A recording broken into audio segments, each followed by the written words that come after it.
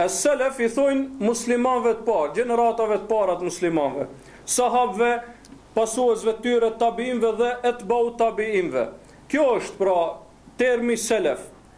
Dhe pejgamberi alayhis salam I ka lavdruar këto gjenerata, sepse ata kanë qenë më afër burimit, dhe dihet se uji është më I pastër, në burimin e tij. Andaj edhe ata më pak kanë pasur dyshime, më pak kanë pasur probleme, më pak kanë pasur përçarje e kështu me radhë. Pejgamberi alayhis salam I lavdron ata duke thënë Khairul kuruni qarni thumma alladhina yalunhum thumma alladhina yalunhum. Shekulli më I mirë, thot pejgamberi alayhis salam, apo gjenerata më e mirë është gjenerata ime. Pastaj ata që vinë pas tyre dhe pastaj ata që vinë pas tyre. Do të thonë I ka lavdruar 3 gjeneratat e para të muslimanëve.